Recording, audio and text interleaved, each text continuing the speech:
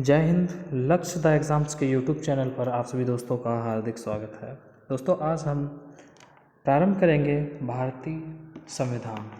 संविधान में हम सबसे पहले पढ़ेंगे भारत का संवैधानिक विकास, जिसमें हम कंपनी के शासनाधीन जो अधिनियम है उनकी बात करेंगे, है ना। तो कंपनी के शासनाधीन अधिनियमों में सबसे पहले आया था रेगुलेटिंग एक्ट 1773, नियामक अधिनियम 1773 का। तो इसके यह जो था, इसकी खास बात यह थी कि यह जो है ब्रिटिश संसद द्वारा पारित किया गया था, ठीक है। और इसके जो प्रमुख प्रावधान थे, जैसे कि इसमें कंपनी में व्याप्त भ्रष्टाचार, है ना, कंपनी में जो भ्रष्टाचार व्याप्त था या कुप्रशासन था को दूर करने के उद्देश्य से इसको लाया गया था। तो इसका उद्देश्य क्या था? कंपनी में जो भ्रष्टाचार और कुप्रशासन व्याप्त था उसको समाप्त करने के लिए लाया गया था। मद्रास और बम्बई प्रेसिडेंसी को इस अधिनियम के द्वारा कलकत्ता प्रेसिडेंसी के अधीन कर दिया गया। बंगाल का गवर्नर को बंगाल का गवर्नर जनरल बना दिया गया, है ना। अभी तक जो बंगाल का गवर्नर होता था, अब उसको बंगाल का गवर्नर जनरल बना दिया गया। बंगाल का प्रथम गवर्नर जनरल जो था वह वारेन हेस्टिंग्स, पहला गवर्नर जनरल कौन बना? वारेन हेस्टिंग्स को बनाया गया। सर्वप्रथम सर्वोच्च न्यायालय की स्थापना 1774 में की गई थी, रेगुलेटिंग एक्ट 1773 के तहत। किस वर्ष सर्वोच्च न्यायालय की स्थापना की गई? 1774 में। अगर अधिनियम पूछे तो 1773, और अगर वर्ष पूछे कब स्थापित हुआ तो 1774। चलिए अब बात करते हैं पिट्स इंडिया एक्ट 1784 की। तो जो पिट्स इंडिया एक्ट 1784 है, इसके जो प्रमुख प्रावधान है वह थे कंपनी के मामले में सरकारी नियंत्रण की वृद्धि। इसके द्वारा कंपनी के जो मामले थे अब उनमें सरकारी नियंत्रण की वृद्धि हो रही थी, है ना, वृद्धि हुई। और इसमें एक नियंत्रण बोर्ड का गठन किया गया, बोर्ड ऑफ कंट्रोल्स का गठन किया गया। कंपनी के व्यापार में अहस्तक्षेप की नीति, अभी तक जो है कंपनी के व्यापार में हस्तक्षेप जो सरकार है वह नहीं कर रही थी, ठीक है। कंपनी के व्यापारिक एवं राजनीतिक कार्यों को एक दूसरे से अलग कर दिया गया। इस अधिनियम में क्या किया गया? जो कंपनी के व्यापारिक अधिकार थे और उनके जो राजनीतिक कार्य थे, अब उनको एक दूसरे से क्या कर दिया गया? अलग कर दिया गया। अभी तक सारे कार्य एक साथ कंपनी ही कर रही थी, ठीक। बात करते हैं 1786 का अधिनियम। 1786 का जो अधिनियम था उसमें गवर्नर जनरल को विशेष परिस्थिति में अपने परिषद के निर्णय को रद्द करने तथा अपने निर्णयों को लागू करने का अधिकार प्रदत्त किया। इसमें यह जो 1786 का अधिनियम है, इसमें गवर्नर जनरल जो है उसको एक बहुत बड़ी शक्ति जो है हस्तांतरित कर दी। इसमें क्या था? विशेष परिस्थितियों में गवर्नर जो जनरल था वह अपनी परिषद के निर्णय को रद्द कर सकता था और अपने निर्णयों को लागू कर सकता था। यह अधिकार उसको प्रदान किया गया। चार्टर एक्ट 1813, जो 1813 का चार्टर अधिनियम था, एक्ट था, उसमें क्या था? कंपनी को चाय और चीन के साथ व्यापार, सिर्फ चाय और चीन के साथ व्यापार करने का अधिकार दिया गया। उसको छोड़कर कंपनी के जितने भी व्यापारिक एकाधिकार थे वो सब समाप्त कर दिए गए। मतलब कंपनी का जो व्यापारिक एकाधिकार था वह समाप्त कर दिया गया। अब कंपनी के पास सिर्फ चाय और चीन के साथ व्यापार का ही अधिकार था। कंपनी को अगले 20 वर्षों के लिए भारतीय प्रदेशों तथा राजस्व पर नियंत्रण का अधिकार प्रदान किया गया। अगले 20 वर्षों तक यह कहा गया कि कंपनी जो है अगले 20 वर्षों के लिए भारतीय प्रदेशों तथा राजस्व पर जो उसका राजस्व का नियंत्रण है उसका अधिकार जो है कंपनी के पास अगले 20 वर्षों तक रहेगा। तो मतलब 1813 से अगले 20 वर्ष 1833 तक, ठीक। प्रथम बार शिक्षा पर खर्च प्रतिवर्ष 1 लाख रुपए करने का प्रावधान किया गया। तो प्रथम बार शिक्षा पर जो खर्च है वो 1 लाख किस अधिनियम के तहत किया गया था? तो चार्टर एक्ट 1813 में। चार्टर एक्ट 1833, अब 20 साल बाद की बात है ना ये। तो कंपनी के सभी वाणिज्यिक अधिकार समाप्त कर दिए गए। जितने भी वाणिज्यिक अधिकार थे कंपनी के वो सब समाप्त कर दिए गए। कंपनी को केवल राजनीतिक कार्य करने का प्रावधान था। बंगाल का गवर्नर जनरल अब समूचे भारत का गवर्नर जनरल कहलाने लगा। भारत का प्रथम गवर्नर जनरल जो था वह विलियम बेंटिक था। कानून बनाने के लिए गवर्नर जनरल परिषद के एक विधि सदस्य की नियुक्ति की गई। देखिए, जो कानून बनाने के लिए इसमें गवर्नर जनरल की जो एक परिषद थी उसमें एक विधि सदस्य, एक नया सदस्य विधि सदस्य की नियुक्ति की गई थी। और जो पहला विधि सदस्य कौन बना था? मैकाले प्रथम विधि सदस्य बना। मद्रास और बॉम्बे प्रेसिडेंसी के से विधि बनाने का अधिकार छीन लिया गया। अभी तक जो मद्रास और बंगाल प्रेसिडेंसी जो विधि, जो उनको लॉ बनाने का, कानून बनाने का अधिकार था वह अब इस अधिनियम के तहत क्या कर दिया गया, समाप्त कर दिया गया। ठीक है, चलिए बात करते हैं चार्टर एक्ट 1853 की। तो चार्टर अधिनियम 1853 में क्या था, नियंत्रण बोर्ड और उसके अन्य सदस्यों का वेतन सरकार निश्चित करेगी।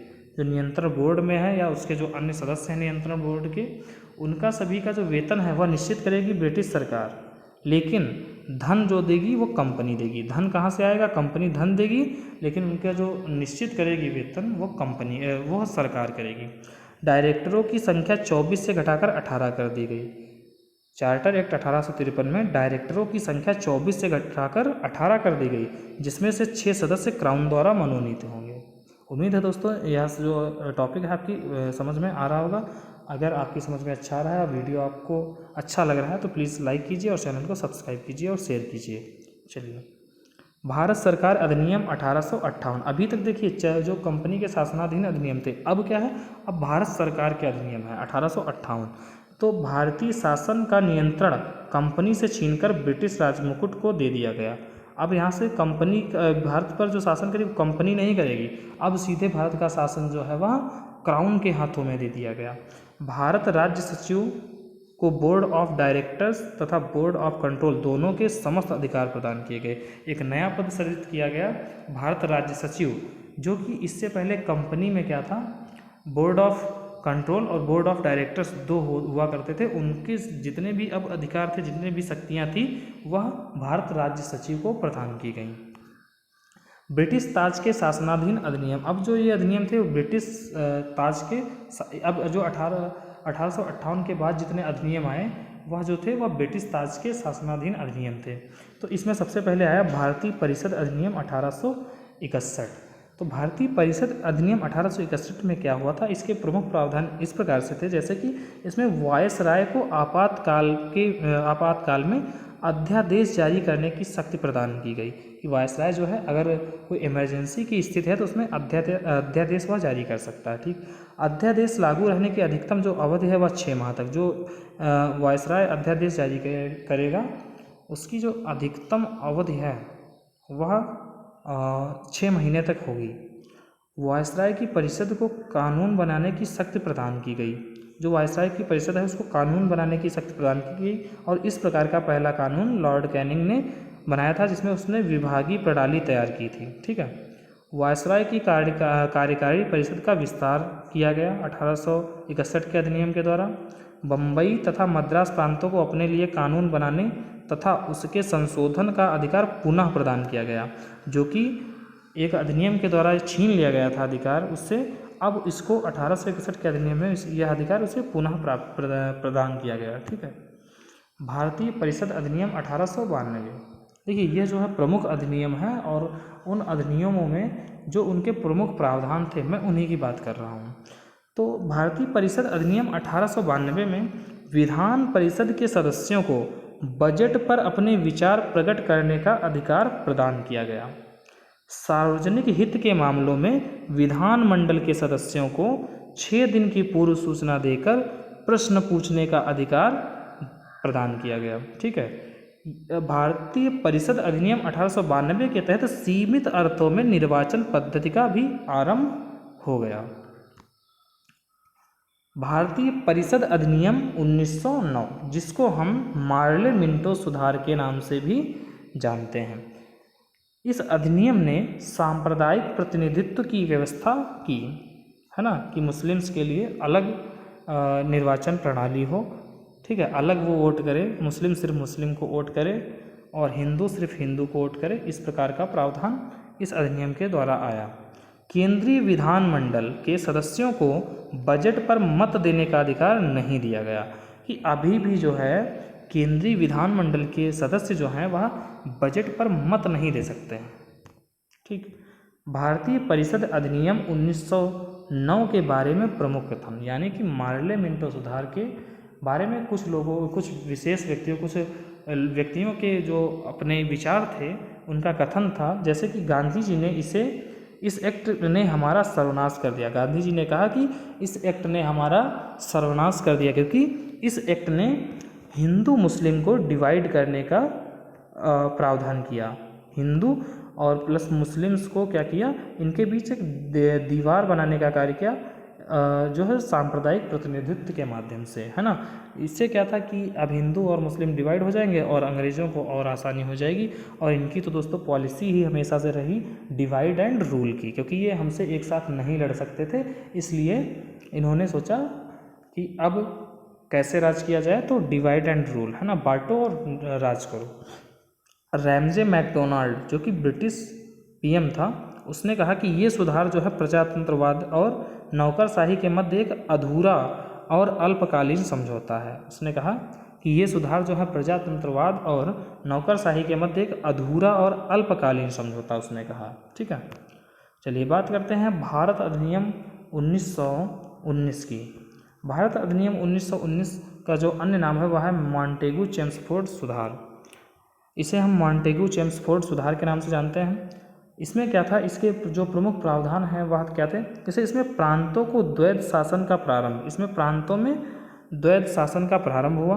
पहली बार उत्तरदायी शासन शब्दों का स्पष्ट प्रयोग हुआ। प्रांतीय विषयों को आरक्षित और हस्तांतरित दो भागों में विभाजित कर दिया गया, दो श्रेणियों में विभाजित कर दिया गया। अधिनियम का आधार मॉन्टेगू चेम्सफोर्ड की रिपोर्ट था। ये अधिनियम मॉन्टेगू चेम्सफोर्ड की रिपोर्ट के आधार पर आया था। भारत सरकार अधिनियम 1935, अगर हम बात करें भारत सरकार अधिनियम 1935 की, तो इसमें क्या था, इसमें संघीय लोक सेवा आयोग का गठन किया गया। यह एक बहुत विशेष इसकी खासियत है कि इसमें क्या हुआ, संघीय लोक सेवा आयोग का गठन किया गया। अगर क्वेश्चन आए कि भारत में पहली बार संघीय लोक सेवा आयोग का गठन कब किया गया था, तो वह किया गया था 1926 में। अगर भारत की बात की जाए पहली बार कब हुआ था, तो 1926 में लोक सेवा आयोग का गठन हुआ था। अखिल भारतीय संघ की स्थापना की गई। भारत सरकार अधिनियम 1935 के तहत अखिल भारतीय संघ की स्थापना हुई। द्वैध शासन को प्रांतों में समाप्त कर दिया गया। इस अधिनियम के माध्यम से जो द्वैध शासन था उसको प्रांतों में समाप्त कर दिया गया और केंद्र में इसको प्रारंभ किया गया। प्रांतों को स्वायत्तता प्रदान की गई थी, है ना, प्रांतों को स्वायत्तता प्रदान की गई। प्रांतों को दोहरे शासन के स्थान पर उत्तरदायी शासन मतलब स्वशासन प्रदान किया गया। सांप्रदायिक तथा वर्गीय मतदाता मंडलों का विस्तार किया गया। इस अधिनियम के माध्यम से जो सांप्रदायिक तथा वर्गीय मतदाता मंडल था उनको और विस्तारित किया गया, है ना। अभी तक तो मुस्लिम और हिंदू का था, अब इसे सिखों और अन्य जो अल्पसंख्यक समुदाय थे भारतीय, उनमें इसको और आगे इसको विस्तारित किया गया। देखिए, यह अधिनियम काफ़ी हद तक भारत के वर्तमान संवैधानिक ढांचे का आधार स्रोत बना। इस अधिनियम ने केंद्रीय विधानमंडल को द्विसदनीय बनाया। केंद्र एवं प्रांतों में शक्तियों का विभाजन किया गया। इस अधिनियम के माध्यम से 1937 में संघीय या फेडरल न्यायालय की स्थापना की गई। जवाहरलाल नेहरू के प्रथम प्रमुख कथन है इस अधिनियम के बारे में। जैसे जवाहरलाल नेहरू ने भारत शासन अधिनियम 1935 को कहा कि यह एक कार जिसमें ब्रेक तो हैं परंतु इंजन नहीं है ना। और इन्होंने इससे गुलामी का अधिकार पत्र भी कहा और दासता का आज्ञा पत्र भी कहा। एक था अनुदेश प्रपत्र जिसमें अंतर्विष्ट था। अनुदेश प्रपत्र जो था इसमें कई सारी चीज़ें शामिल थीं। तो अनुदेश प्रपत्र में जो शामिल बातें थीं उन्हें वर्ष 1950 में भारत के संविधान में राज्य के नीति निदेशक तत्वों के रूप में समाविष्ट किया गया। मतलब जो उसमें लिखित बातें थी उन्हें हमने वर्ष 1950 में राज्य के नीति निदेशक तत्वों के तहत भारतीय संविधान में समाविष्ट किया। देखिए, इसमें विशेष क्या है कि कांग्रेस के लखनऊ अधिवेशन 1936 में भारत सरकार अधिनियम 1935 को अस्वीकार कर दिया गया। भारत सरकार अधिनियम 1935 को कांग्रेस के लखनऊ अधिवेशन 1936 में क्या किया गया, अस्वीकार कर दिया गया। भारत स्वतंत्रता अधिनियम 1947, बात करते हैं भारत स्वतंत्रता अधिनियम 1947 की। तो यहाँ पर क्या होता है कि अविभाजित ब्रिटिश भारत का जो विभाजन कर दिया गया, दो अधिराज्यों में इसका विभाजन किया गया था, एक तो भारत और दूसरा पाकिस्तान। दो स्वतंत्र अधिराज्यों की स्थापना की गई। इसमें क्या था, 15 अगस्त 1947 से भारतीय रियासतों पर ब्रिटिश संप्रभुता की समाप्ति कर दी गई। दोनों अधिराज्यों की संविधान निर्मात्री सभा को संविधान बनाने का अधिकार प्रदान किया गया। भारत का राज्य सचिव पद जो था वह समाप्त कर दिया गया। यह भारत स्वतंत्रता अधिनियम 1947 की प्रमुख बातें थी। चलिए अब जो हमने अभी तक पढ़ा उसको कुछ पलों में एक झलक में रिवाइज कर लेते हैं। बंगाल का प्रथम गवर्नर जनरल कौन था? तो वॉरेन हेस्टिंग्स जो था वह बंगाल का प्रथम गवर्नर जनरल बना। किसने सर्वप्रथम प्रधान सेनापति की शक्तियाँ प्राप्त की? तो सर्वप्रथम प्रधान सेनापति की शक्तियाँ जो थी वह कॉर्नवालिस ने प्रदान की। देखिए दोस्तों, मैं इनके साथ लॉर्ड लगाना पसंद नहीं करता, इसलिए मैं इनको कभी भी लॉर्ड नहीं लगाता इनके साथ। वॉरेन हेस्टिंग्स, कॉर्नवालिस जो भी थे सब लुटेरे थे और कुछ नहीं। भारत के प्रथम गवर्नर जनरल कौन था? भारत का जो प्रथम गवर्नर जनरल था वह विलियम बेंटिक था। कानून निर्माण के भारतीय प्रतिनिधियों को शामिल करने की शुरुआत किस अधिनियम में की गई?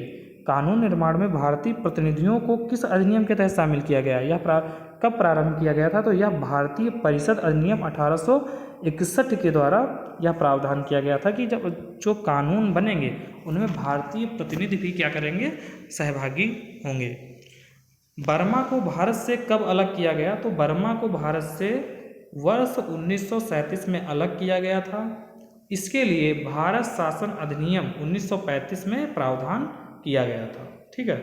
सर्वप्रथम उत्तरदायी शासन का प्रयोग किस अधिनियम में किया गया? तो सर्वप्रथम उत्तरदायी शासन का जो प्रयोग है वह भारत शासन अधिनियम 1919 में किया गया, जिसे हम मॉन्टेगू चेम्सफोर्ड सुधार के नाम से भी जानते हैं। भारतीय रिजर्व बैंक की स्थापना कब की गई? तो भारतीय रिजर्व बैंक की स्थापना 1 अप्रैल 1935 को की गई और इसके लिए अधिनियम आया था, इसके लिए भारतीय रिजर्व बैंक अधिनियम आया था 1934 में। देखिए इसमें कुछ खास बातें यह हैं कि इसमें जो है जब भारतीय रिजर्व बैंक की स्थापना हुई, जब भारतीय रिजर्व बैंक की स्थापना हुई थी उस समय इसका जो हेडक्वार्टर था वह था कोलकाता में, मतलब उस टाइम का कलकत्ते में था। लेकिन 2 वर्ष बाद 1937 में इसका जो हेडक्वार्टर है वह मुंबई बना दिया गया, है ना। तब से और आज तक इसका जो हेडक्वार्टर है वह क्या है? मुंबई है।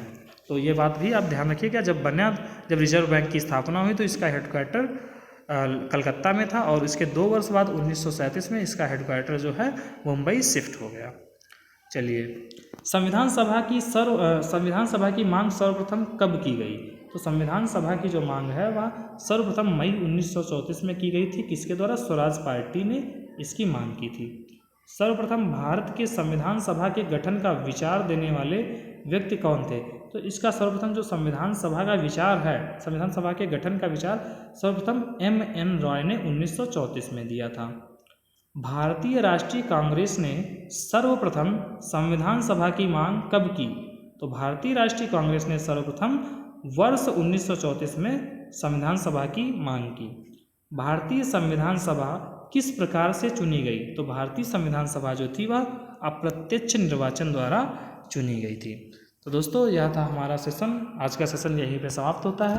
दोस्तों अगर हमारा कंटेंट अच्छा लगे आपको तो हम प्लीज़ हमारे चैनल को शेयर कीजिए, सब्सक्राइब कीजिए और हमारे वीडियोस को लाइक कीजिए। आप हमारी शक्ति हैं, हम मेहनत करें और इसके लिए आपसे हमें प्रोत्साहन मिलता है। तो दोस्तों हमारे वीडियोस को लाइक कीजिए, चैनल को सब्सक्राइब कीजिए और शेयर कीजिए, ठीक है। और जो हमारा कंटेंट है कैसा, इसके लिए आप अपना फीडबैक ज़रूर दीजिए। धन्यवाद। जय हिंद।